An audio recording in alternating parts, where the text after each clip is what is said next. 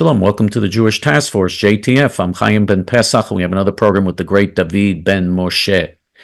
Well, we have less than 2 weeks until Election Day, and people are already voting, and we're going to give you early vote results. So you're going to see that we have a big challenge ahead of us. This is very important.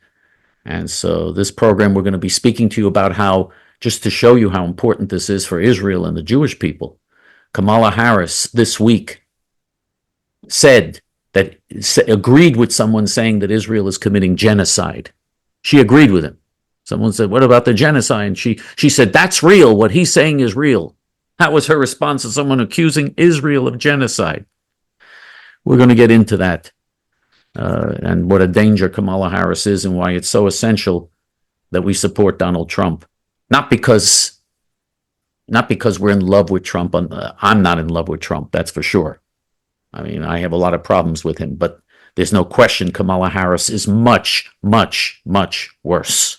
And so we have no choice. We have to support Trump, and it's very important. We're going to go into a lot of details.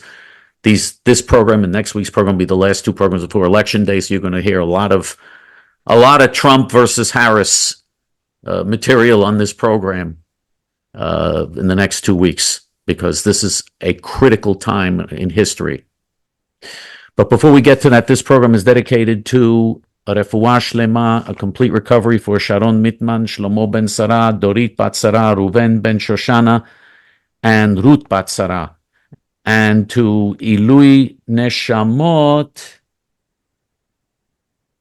One second here, I just want to make sure that I have everything here. Yes, and to Ilui Neshamot, elevating of the souls for Malka bat Meir, Allegra bat Shlomo, Daniel Nankin, Victor Chazdai, Pesach Zeb Ben Dov, Lunita Adler, Shifra Hoffman, Reuven Hoffman, Barry Hoffman, Harab Meir Kahana, Harab Binyamin Kahana, Tzipora Fegi, Bat Liba, Yosef Ben Meir, Robert Mittman, Dennis Shore, Helen Friedman, Charles Zolat, and Yair Levine.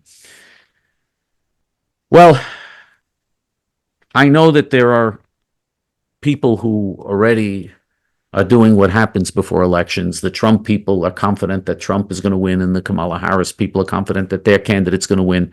You know why that happens? Because we surround ourselves with people who agree with us. Everybody I know, all of my friends and associates and acquaintances, all support Trump. I wouldn't have a friend who supports Kamala Harris. I just wouldn't. I don't want to associate with people like that. So I only see Trump people, and that's something that happens to most Trump supporters and to most Kamala Harris supporters. So they think, oh, everybody's supporting Trump. He's going to win. Everybody's supporting Harris. She's going to win.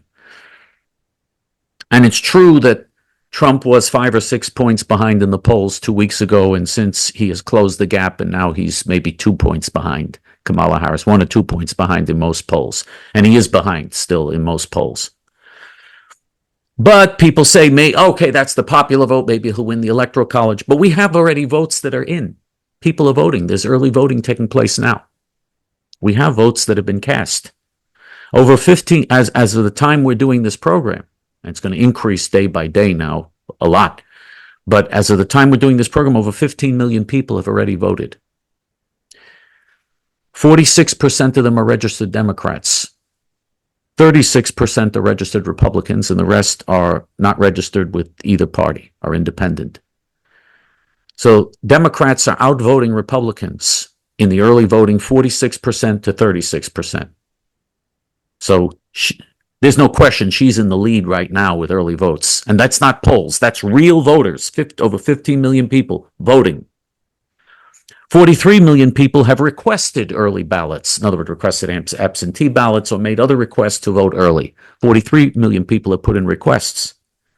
46% of them are Democrats, 29% Republicans, the rest are independents. So as far as turnout and as far as the early voting, Kamala Harris is in the lead. I don't know about you, but that does concern me. And just to show you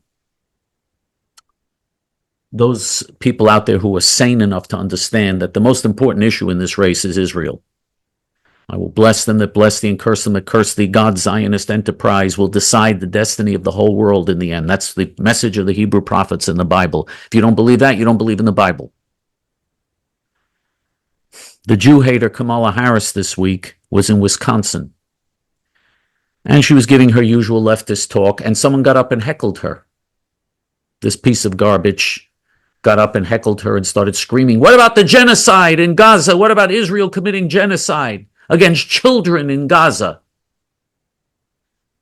And he was removed from the audience because he heckled her, because he was heckling her. He was removed from the audience. But she said, after he went out, "I want you to know that what he said is real. What he said is real. But that's not the subject I came to speak to you about today." She came to speak about some communist proposal she has. But she said, "That's not the subject I came to speak to you about, but you should know that what he said is real. Israel committing genocide against the Arabs in Gaza is real. The Arab Muslim Nazis have promised to commit genocide against the Jews of Israel for 150 years, have promised to push the Jews into the sea and finish Hitler's job. This is what they promised to do.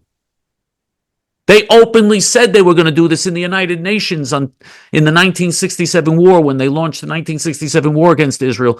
Arab ambassadors were openly saying in the UN they're going to push the Jews into the sea. Saudi Arabia's ambassador, Ahmed Shukari, who also became the first leader of the PLO, Saudi Arabia's ambassador said that the Arabs are going to push the Jews into the sea. That's a quote.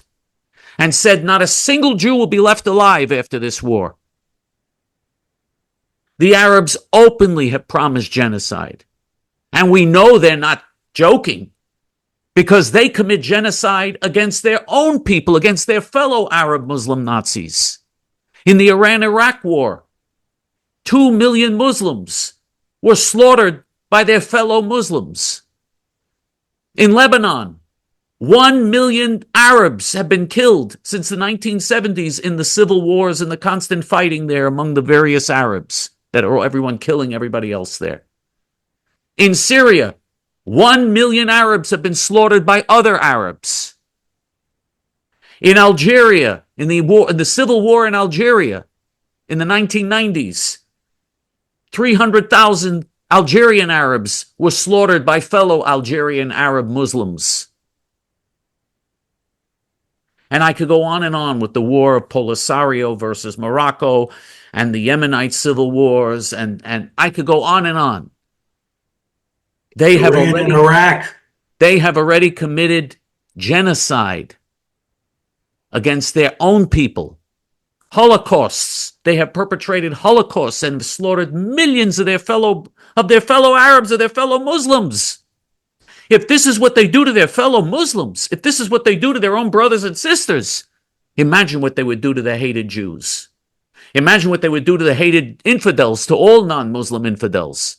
They're not joking when they say they intend to push Israel into the sea and commit a Holocaust. And Israel, that fights back and doesn't do what Israel does not do 1% of what she should be doing. Not 1% of what she should be doing to the Arab Muslim Nazis. And this puny, wimpy response of Israel, that's genocide? Israel doesn't even kick them out. At the very least, Israel should throw them out. Israel was in Gaza, they should kick them all out. They could easily do. They would all flee in 2 seconds. Like cockroaches flee when you want to kill a cockroach, the cockroach flees. All the cockroaches would flee. Israel doesn't even do that. Israel prevents them from leaving. Netanyahu prevents the Arabs from leaving. They want to leave. And they want to flee. They want to leave the land of Israel. Netanyahu prevents them from leaving because he thinks it won't look good if all of them run out and leave. I mean, we could solve this problem very quickly. They just throw them all out. And by the way, if we throw them all out, that's very moderate because they want to slaughter every Jew. I'm just saying kick them out. Kick these murdering Nazis out. That's all I'm saying. If there are murdering Nazis that want to exterminate the Jews, they have no right to stay in Israel. Supporters of terrorism, supporters of mass murder, they have no right to stay there and endanger the lives of innocent Jewish men, women, and children. After the Holocaust, after over 6 million Jews were murdered, the Jewish people are taking this again? And the Jews, with their wimpy, pathetic responses, According to Kamala Harris, it's the Jews who are committing genocide. The Jews.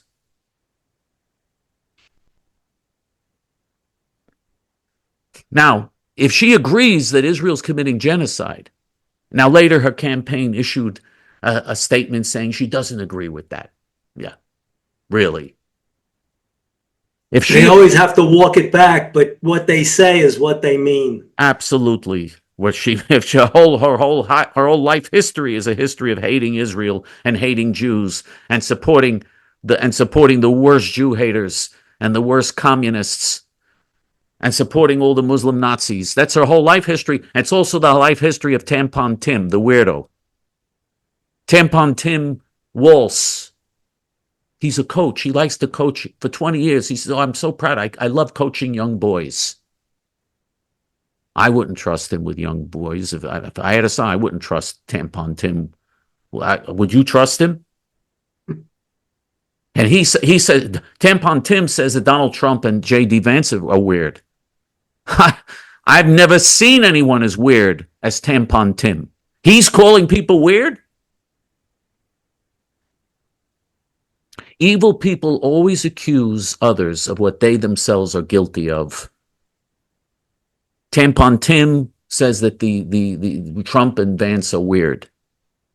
He's the weirdest person that's ever been in American politics. And Kamala Harris, she accuses Israel of genocide. Israel is the victim of genocide, and she accuses the victim of genocide of being, that's like accusing the Jews during the Holocaust of committing genocide. And by the way, the Nazis do say things like that. This is Nazi propaganda coming out of her mouth. And you don't understand what a danger this is to put this beast in the White House as president?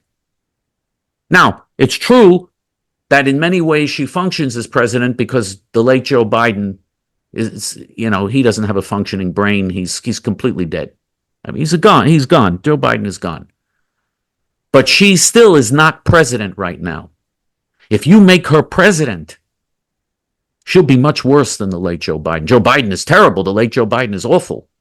But you put her in the White House, she will be much worse. This will be an unmitigated nightmare to have her in the White House. Now, we've tried warning you all these months about her, and we've done endless shows showing what she's all about and her statements and the things that she's promised to do against Israel and the things she's promised to do to America. Remember, she was the one thing that Biden put her in charge of was the border. Oh, she did a great job there. She let in 20 million illegal aliens. She let them stampede across the border and invade every major city in the United States. She did a great job. If that's what she did when she was vice president and the border czar, what will she do as president? Remember, she says she thinks it's noble. The illegal aliens, she thinks there's something noble about them. She said we should be decriminalizing across, because it's a federal crime, by the way, to come into the United States illegally. It happens to be a federal crime, a felony. She said we should decriminalize border crossings. That will open up the United States to a complete overnight invasion. You would have overnight the United States would cease to exist. The United States would become a third world banana republic overnight if that happens. And that is what she stands for.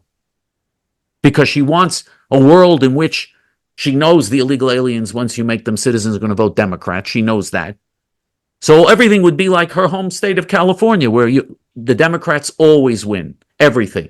It's hopeless. And California is like gangrene in the United States. California, New York, these states are gangrene. Anyway, Kamala Harris, she feels it's inhumane. We're being inhumane to the illegal aliens. Israel is inhumane to the Arab terrorist Muslims who chant death to America and death to Israel. Israel is not humane enough to them. Israel should let them destroy Israel and let the illegal aliens overrun the United States. And by the way, that is really what the position of the left is. When they say from the river to the sea, all of Palestine will be free, there is no Palestine. And will be free? There are 57 Muslim countries in the world. Not one of them is free. Every one of them is a brutal dictatorship. Palestine will be free? If they overran Israel and destroyed Israel, they would bring freedom after they committed genocide? Are you kidding me? They don't know the meaning of the word. And you think the United States will be free after it becomes a third world majority, after the illegal aliens overrun? Kamala Harris brings in all the illegal aliens from all of these third world countries. They overrun the United States and destroy America. You think America will be free? You think America has a future when that happens? You won't be able to say a word against them. They'll be the majority and they'll be the ones in power. And with a third world mentality, they can be mighty savage. Just look at what we have now, where you have a minority, a tiny minority, the transgender, homosexual agenda. You're not allowed to say anything against that. You're not allowed to. You're censored immediately. You can lose your job. There are states now where they want, including Kamala Harris's home state of California, where if you say anything against the transgender agenda, you can be accused, just for speaking against it, you can be accused of a hate crime. In Canada, people are being prosecuted for hate crimes because they quote the Bible, and because it says in the Bible that homosexuality is an abomination. They quote the Bible, hate crime. People in Canada have been convicted of hate crimes for disagreeing, just for expressing their opinion and disagreeing about this. And this is a small minority doing this, imposing this on the majority. Can you imagine what will happen when the third world illegal aliens become a majority of the United States population? Third world people from third world origins are already over 40% of the population. They're 42%. And it could be even more. I'm just giving you the census figure estimates. I mean, what's going to happen when instead of 42% they become 51%? What do you think is going to, you think this is going to, if you think it's going to be beneficial, if you think this is good, if you agree with her, vote for Kamala Harris. And Donald Trump did not do what he was supposed to do as president. He didn't finish building the wall. He didn't build much. He built very little of it. He didn't do what he promised he was going to do. Ted Cruz predicted that would happen, by the way, when Ted Cruz was running against him. Ted Cruz would have built that wall, and so would Ron DeSantis. But anyway, he didn't do everything he was supposed to do. That's true. And he is not the ideal candidate. That's also true. There are a lot of problems with Donald Trump. There are problems with him. But he is the last hope we have now, 2 weeks before the election, for stopping Kamala Harris from destroying everything. He's the last thing we got. He's the only thing we got going for us. We have no choice. We must support him. We must do everything we can so that he win the election in 2 weeks. We have no choice. If you want to survive, this is what you got to do.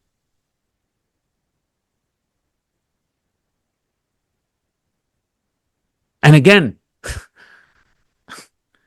I mean, one of the problems with Donald Trump, he said that you shouldn't do early voting. Early voting, it's all rigged. It's all, please. Now he's urging people to vote early. He realizes what a stupid thing he did in 2020, telling people not to vote early. Let me tell you why voting early helps the candidate that gets the votes. Why? Why voting early is beneficial to a campaign. Because once that campaign can bank their votes, they know their vote has already been banked. In other words, they know they've already got your vote. They don't have to waste money contacting you. They don't have to waste money sending you pamphlets. They don't have to worry about you anymore. You've already voted. They don't have to bother with you anymore. People that have already voted, they don't have to bother. They can now concentrate and focus on the people that haven't voted yet. That's why early voting and getting the vote banked already. They call it banking in campaigns. Getting the vote banked already. In other words, the vote is already there. We already have the vote in our pocket. We have someone's vote in our pocket. That is beneficial to a campaign. That makes it much easier on the campaign to focus on the voters that still haven't voted. And so the fact, now Trump and the Republicans are urging people to vote. But you see the results. You see 46% of 46% of the early voters, 15 million voters are Democrats, only 36% Republicans. That's bad. We want people to vote. I'm not saying that you have to vote early, that you can't vote on election day. You can vote on election day if you want, but make sure that you vote. I know somebody who was a big Trump supporter, a very big Trump supporter, whose car broke down on election day and he was in the garage and everything. And by the time, and he had to fix it, this and that, and got so involved, and he wound up not voting because he left it till election day. And he was a big Trump. He was pushing Trump, and he didn't even vote. When you leave things for election day, there's sometimes a risk something could go wrong. I wish that we were only voting on election day. I do wish we didn't have early voting. Early voting is because they're people too damn lazy, these simian primates who are too damn lazy to vote. Too out of shape and too uncaring. They don't want to vote, and so they need weeks and weeks to vote. Weeks and weeks to do one simple little thing. And yes, if you have to wait online, so you have to wait online. I guarantee you, if you got a check in the mail, you'd wait online to deposit the check in the bank. Or if you had some other thing that you wanted, some other minor little thing.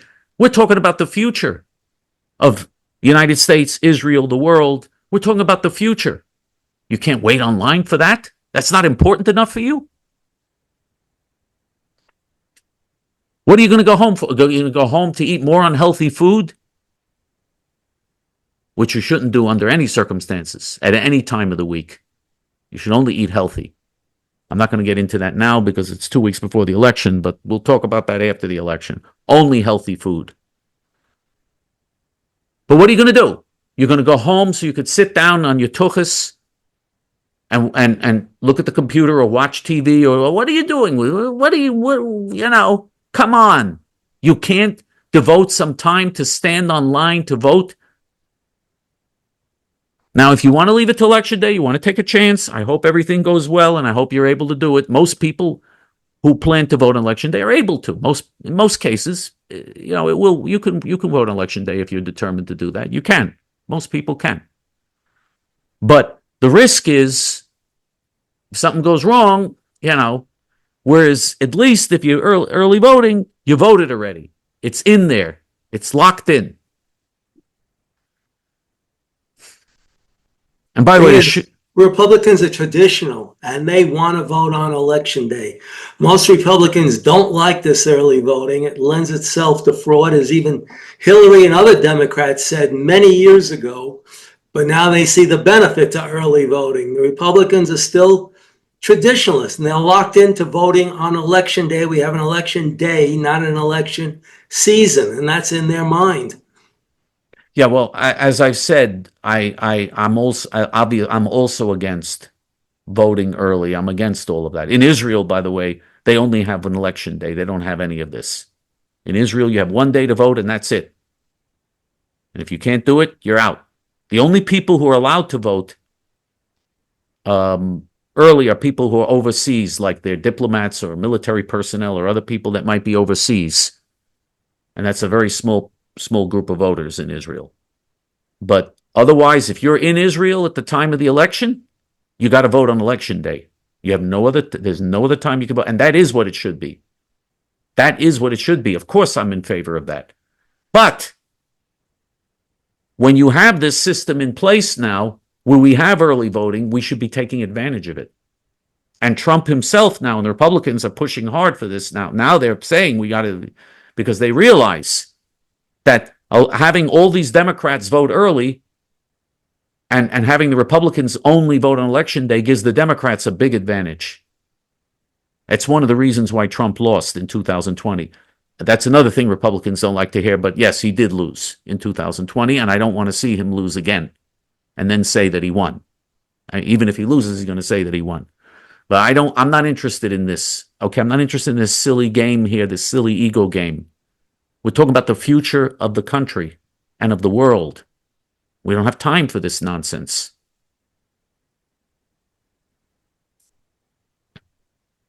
The point is, by the way, I can't, in New York, early voting is it starts on Saturday, October 26th, which is a Saturday. So obviously I can't vote on Shabbat. I can't vote on Saturday, but I will vote the very next day that I'm able to. I will vote. I plan to vote early, God willing. I plan to do that. I plan to vote early. But what's important to remember about these statistics, not just early voting, but the early ballots that were requested, that the Democrats have such a big advantage here. What's important to remember about these statistics is that don't be confident that Trump is going to win. There's no, you have no reason to be confident. This is it looks like it's going to be a close election. That's what everybody says. That's what the polls say. That's what everybody says. By the way, the early voting is not close. Kamala Harris is way ahead. But the polls say that it's going to be close. And we did have, and by the way, in 2016 and in 2020, the Democrats also had a big lead in early voting. So this is not new.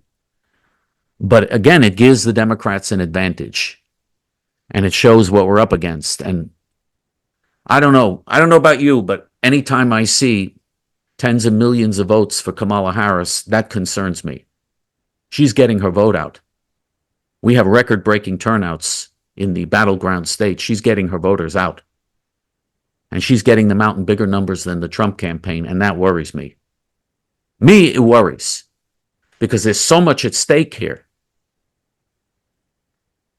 And I don't care about this Democrats and Republicans and this silly back and forth. I'm interested in the bigger issue, the bigger picture here.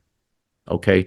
The bigger picture here is what she's going to do to Israel. She's going to impose sanctions on all the good people in Israel, in Judea and Samaria. She's going to push fanatically for a PLO terrorist state. That's going to be very, very dangerous for Israel. She's going to organize the whole world to gang up on little Israel and pressure them to agree to a PLO terrorist state in Judea, Samaria, and Gaza. Very, very dangerous. And with the weak, cowardly leaders we have in Israel, that is super dangerous for Israel.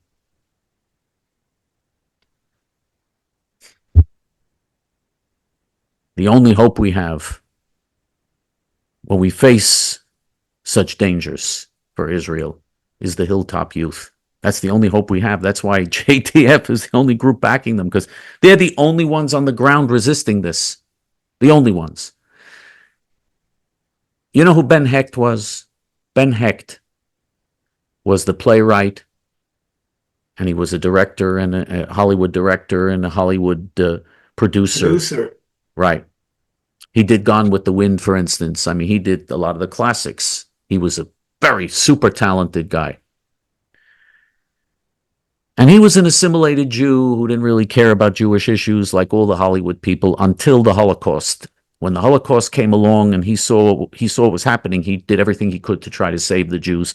And he, in fact, financed the organizations that in the end saved 500,000 Jews during the Holocaust. After that, we had a situation where the British did not want to leave the land of Israel. They wanted to stay there. And so a Jewish state was not going to be created. And we were not going to have this dream come true after 2,000 years. If the British had stayed there, the Arabs eventually would have taken over everything, because the British were encouraging the Arabs to come in and take over everything. They would have taken over everything. It would be the end. And eventually the Jews would have been a small minority there, and there'd never be a Jewish state. The only hope was to get the British out, force them out when the Jews had enough numbers and enough strength there to create a state. Do it as quickly as possible, otherwise there wouldn't be a state. If the British stayed there until the 1950s or whatever, which was the original plan, they never would have, the Jewish state would never have come into being. Ben Hecht raised $5 million for a Jewish underground organization called Ha'irgun Hatzvayi Haleumi. Etzel is the acronym for it. Etzel. The Irgun. Etzel was the underground group headed by Menachem Begin that blew the British out of Israel. There were 100,000 British soldiers in Israel. 100,000 British soldiers. There were only 1,000 members of the underground group Etzel. So they were outnumbered 100-1 by the British. 100,000 British soldiers against 1,000 Jews in the underground. And needless to say, the British soldiers were much better armed and had everything at their disposal. The Jews were dealing with traitors and informers and other people that wanted to backstab them and everything else. Very, very difficult situation. The Irgun threw the British out of Israel. Winston Churchill said so. He said so in the British Parliament, that it was because of the Irgun and what they did that they finally were forced to leave. And I'm not going to go into all the miraculous, incredible victories. Like, you remember the beepers that we had several weeks ago? The Irgun did things like that to the British. Brilliant, bold, miraculous victories against the British.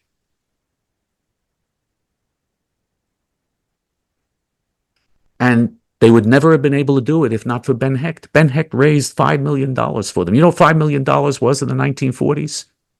That's probably like $100 million today. He raised $5 million for them. What if Ben Hecht hadn't been there? What if he hadn't raised that money for them? What would have happened to the Jewish people in Israel? And this is after the Holocaust. What would have happened? It would have been an unbelievable catastrophe. But Ben Hecht came to the rescue by raising the money that was needed. We need a Ben Hecht today to come to the rescue of Israel and the Jewish people. For the redemption of Israel and for the redemption of the Jewish people and for the redemption of the whole world. We need a Ben Hecht today to come forward and save the Jewish people.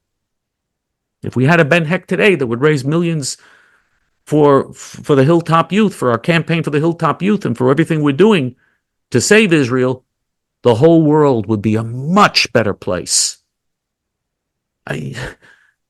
Why wouldn't these wealthy Jews and wealthy righteous Gentiles, if they have this money, if there are wealthy righteous Gentiles, I don't know if any of these very wealthy people are righteous, so I don't even know.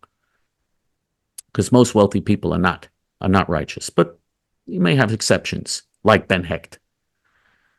Why wouldn't they want to be the person that changes history and saves Israel and saves the Jewish people and thereby brings redemption to the whole world, which is what the Hebrew prophets promise in the Bible when that happens?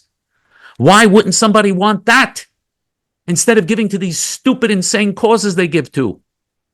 Give to Columbia University and Yale and all these other universities where they chant death to Israel. Instead of giving to them to support the heroic Hilltop Youth. Why wouldn't somebody want to do that? Anyway, in the meantime, until we find somebody, God willing, all these years we're looking, I don't know if we ever will. But we're looking and we're hoping. And if you find somebody, please send them to us. In the meantime, every one of us can make a difference. We're fighting the good battle now. For whatever we can afford, everybody is doing whatever they can afford to give. And it helps. Here's how you help the heroic Hilltop Youth at this critical time. And remember, we have only 2 weeks till Election Day. As soon as the election is over, we may face a terrible, terrible period of tremendous pressure on Israel to commit suicide. We've got to act now to help the Hilltop Youth. Here's how you help them. You can, if you want to donate online, you go to our Hebrew main page, hayamin.org. And on hayamin.org, the page is in Hebrew, but there's a donate button in English on top, big donate button in English on top. You click on the donate button in English on top, and you can very quickly and conveniently donate generously to the Hilltop Youth. Please do that. Do that now. Don't put it off. Like early voting, we want early donating. That's if you want to do it online. If you want to do it through the regular mail, you just send checks and money orders made out to J.T.F. and you send it to J.T.F. P.O. Box 650327, Fresh Meadows, New York 11365. This is a moment of truth, and time is short. Let's do what we were put into this world to do, to make this a better world. David? Well, I had this thing that shows how violent Islam is, and maybe I should have said it while you were discussing how the Arabs and the Muslims kill each other left and right. There was a 97-year-old Iranian woman, Korfa. They cut her in half because she wasn't dressed properly. 97-year-old woman. Maybe she didn't even know what she was doing. She might have had dementia or Alzheimer's, and they cut her in half. If they will to do that to one of their own, one of their elderly, in Asian culture, the elderly are looked up to as the wise because they're so well experienced. But if the Arabs do that to one of their own, just imagine what they want to do to you. Sunday morning, Ashadina, my wife, showed me a video of this guy berating Arabs and Muslims. I didn't know who he was talking about. He didn't mention who. And he was saying it's an inferior culture. They have nothing in common with Western culture and Western living. I didn't know who he was talking about. I thought maybe, is this a neo-Nazi talking about Jews again? It turned out he was a Jewish man, an Israeli, who spoke perfect English, probably born here. And he was, if you read further after the video, he was talking about the Muslims that Israel has to deal with. You don't know what it's like living in a real tough neighborhood where everybody around you, outnumbering you tremendously, wants to kill you, your family, your friends, and everybody else around you. You can't imagine what it's like living like that. You might find out, by the way, you might find out what it's like if Kamala Harris wins in 2 weeks. But anyway, go ahead. Because they're going to cross the border in such numbers, we may find out what that's like in America too. Yeah. But they live with daily rockets falling on their heads. It's just lucky that the Arabs can't shoot straight, and most of the Arabs' rockets misses. Of course, then there's the Iron Dome, but that you can always, no matter what your defensive system is, it can always be overwhelmed. When you look at the Second World War and our loss of B-17s, and every time a B-17 went down, 10 crewmen went down. But still, we bombed Germany because the numbers we sent were overwhelming. They couldn't stop with their anti-aircraft, with their Messerschmitts and Fokker Wolves. They couldn't knock down every bomber, so they were still bombed. The offensive weapons will always get through, maybe at a great cost, but always get through. So eventually, one of those Arab rockets are going to hit and kill some people. You never know. You could be asleep in your house and you won't know what hit you. They're killing people every day now, their rockets. The rockets from Hezbollah. Today, one soldier was killed. No, they are, some of them are hitting, and some of them are doing it, are doing the damage already. Imagine if they have a nuclear bomb. If the Iranians get a nuclear bomb, what are they going to do? Yeah, that doesn't have to be an exact hit. That could be a near miss, and it'll do plenty of damage and kill plenty of people and radiate the area. I don't know how accurate these figures are, but I saw this. I thought it was kind of interesting. 67 countries speak English. 21 countries speak Spanish. 29 countries speak French. Don't forget, French had the colonies just like England. 22 countries speak Arabic. Only one little tiny country speaks Hebrew, and it's the language of thousands of years ago. They still have, Chaim, they still have shekels there. Is that their currency? Yes. Their currency from thousands of years ago. And the Arabs can't stand this one little country, smaller than the state of New Jersey. And they feel they have to kill them. And a lot of the Arab founding documents, especially Hamas, Hezbollah, it says after we're finished with the Saturday people, we'll be coming after the Sunday people. So if you think because you're Christian, you're going to be safe, the Arabs, the Muslims have trillions of petrodollars, and they can fund terror till the end of time. So when they finish with the Jews, hopefully that will never happen, they're coming after you next. They're not. By the way, it's not necessarily in that order, David. Some of them say that they want to come after the Christians first. Except, by the way, when they chant in Iran, they don't chant death to Israel first. They chant death to America first. Right. However, it's hard to kill every last Christian because there's just so many in number, whereas the Jews are so small in number, they can't even leave a little over 15 million Jews alone who just want to be left alone and who make brilliant things when they're left alone. You look at ABEC and Teva. If you look at your medicine bottles, those pills come from Israel. Microsoft Israel produces the operating systems. And Intel, the better chips come from Israel. So if Israel's knocked off the map, these things are going to disappear and we'll have lesser and weaker products.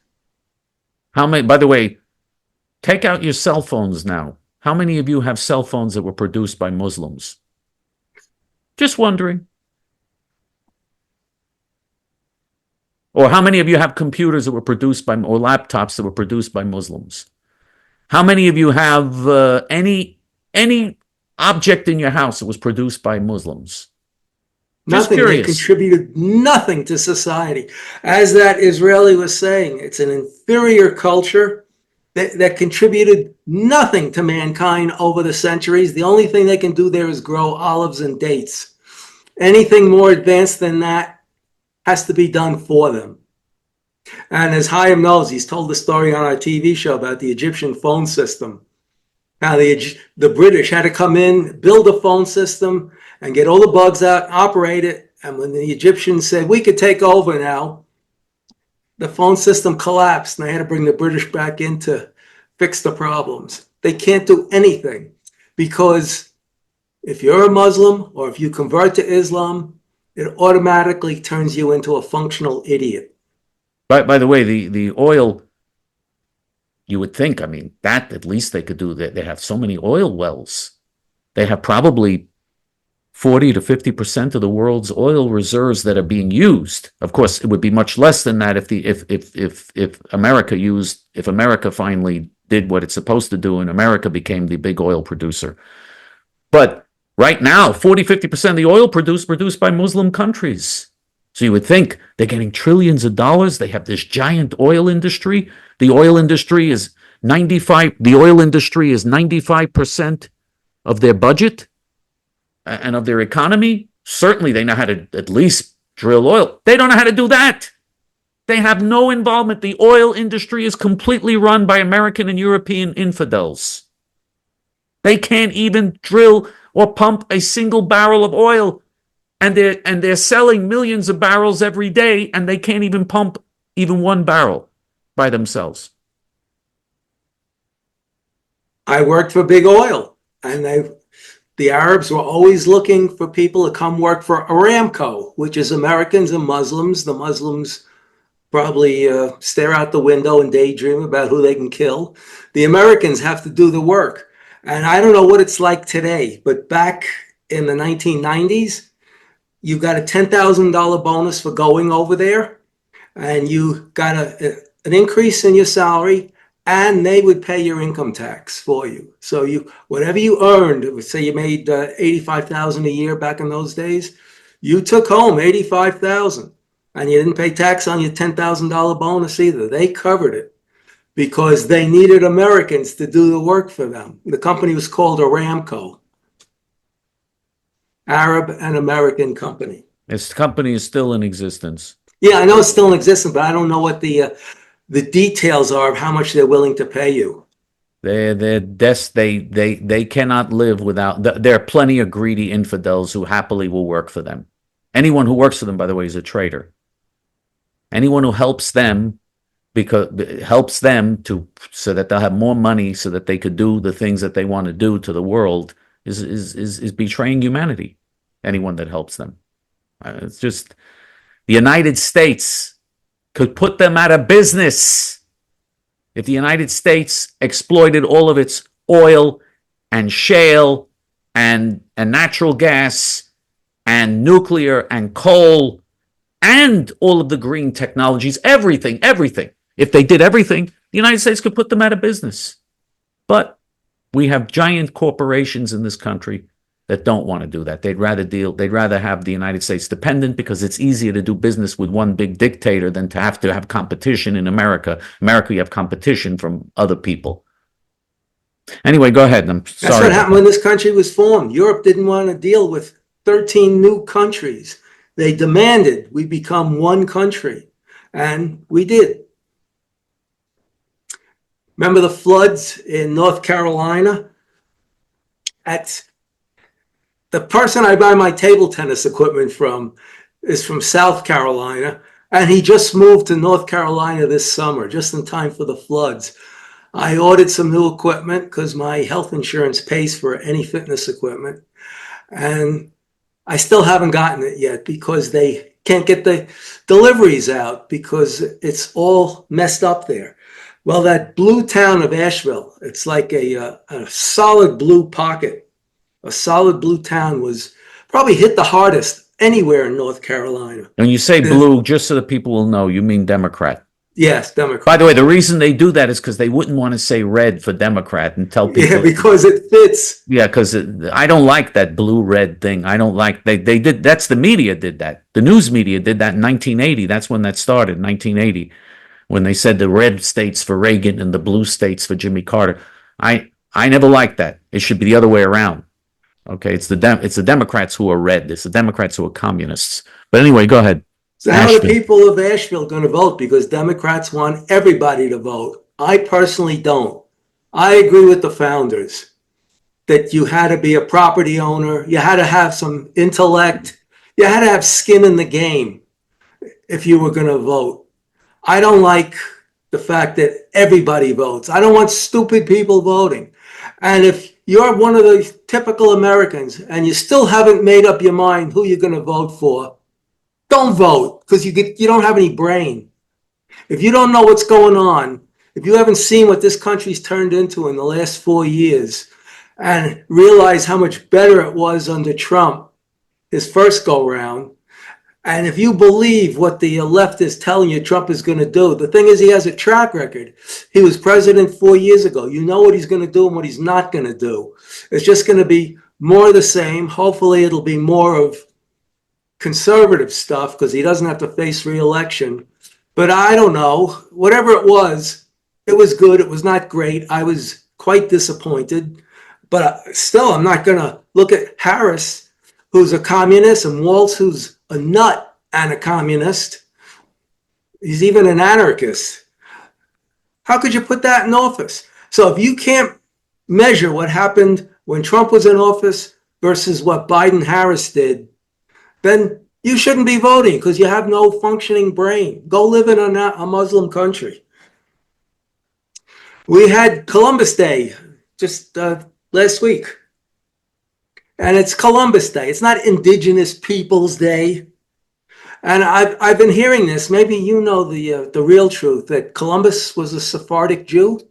Of course he was. Sure he was. I thought, and they're saying he's from Spain instead of Italy. No, well, I think he was from Portugal. A lot of Portuguese Catholics are actually crypto Jews who escaped the Inquisition. So if he's a Sephardic Jew, I'll bet he was from Portugal. Columbus is not really an Italian name. It's not Christopher Colombo. It's Columbus. So he was either Spain and it got mixed up as Italian, or I feel he was from Portugal. Portugal were big time explorers back then in those years. Well, the Italians claim he was from Italy. The Spaniards claim he was from Spain. Everybody wants. But the fact is he was a Jew.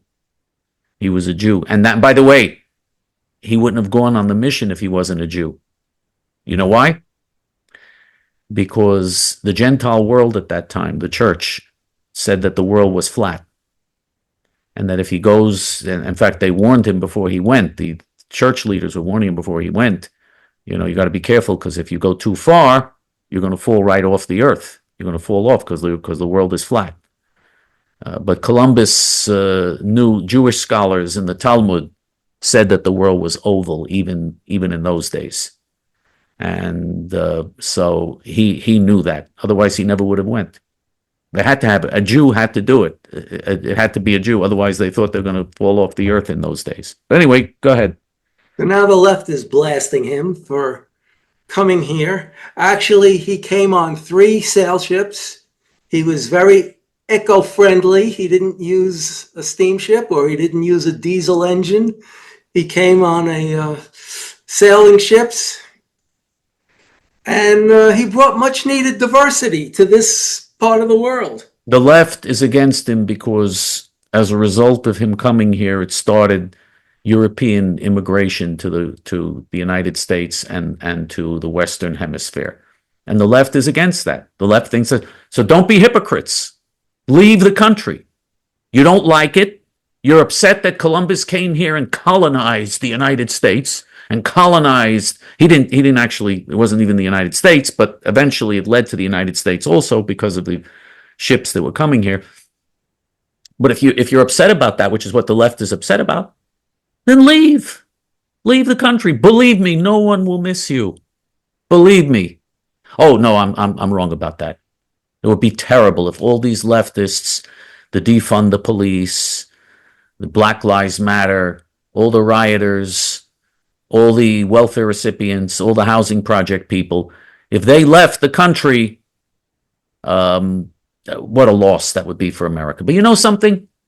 You know something? Let's have a generous spirit. You can go. You can go. It's okay. You can go. So he brought much needed diversity to a xenophobic ethno-state that still in the southern regions practice cannibalism and human sacrifice. Warlike, a lot of the tribes were warlike, some weren't, some were really dirt poor where the pilgrims landed. So he interrupted endless tribal warfare, and he created a functioning country. I mean, because of him, a functioning country was created. Many functioning countries, some more than others. But just look at the horrible things we did. Look at the civilization. Look at the travel. You don't have to go by horseback anymore. You don't have to shovel what the horses drop. You can get in your car and just go a lot faster than a horse can take you. Now, Columbus, by the way, isn't even the one who did any of that. He just discovered the islands and came back and reported to them. He didn't come and conquer all of these nations and people. The Spaniards started that. The Spaniards came and did conquer. And by the way, they did murder millions of Indians. They murdered millions of Indians when they came here, the Spanish conquerors. It's interesting because Spain now is pointing the finger at Israel all the time. Imagine Spain, a country which slaughtered millions of people and conquered a third of the world. The Spanish Empire stretched over a third of the world. Spain had a huge empire and slaughtered people brutally, savagely. You know, to this day, they have bullfights and what a cruel culture with bullfights and, stabbing the bull and, teasing the bull and stabbing the bull and torturing. I mean, what people, and by the way, people who do that to a bull would do that to human beings too. I mean, and they're the first ones to condemn Israel. The very first ones to condemn Israel, and they've issued sanctions against Israel. And what a bunch of hypocrites. Anyway, go ahead. And then they cut off the bull's ears. And of course, in the Inquisition, they tortured. There are still places you can visit in Spain where you can see the torture chambers for the Jews. They tortured people. They tortured them to death in the Spanish Inquisition. They burned them alive. They burned people alive just because they weren't Catholic. Burned them alive. They were going to do that to England. Remember the Spanish Armada? And I mean, the hypocrisy, and they're pointing the accusing finger. They point the accusing finger at Israel after all the Jews that they murdered, after all the Jewish blood that's on their hands. Interesting. But anyway, go ahead. So after they kill the bull, they cut off the bull's ears as a trophy. Of course, every once in a while, I guess the bull wins. Does he cut the matador's ears off and keep it as a trophy? I don't know what happens if the bull wins. Do they let that bull live, or do they kill it anyway? The bull always is, in the end, is killed one way or another. And we were talking about Joe Biden and Kamala Harris. And of course, as you said, Joe Biden is still president. He has the nuclear codes. If Joe Biden was your father, would you let him drive, or would you hide the car keys on him and take him where he had to go? Well, if You think he shouldn't be driving on the road. How do you leave the nuclear codes with him?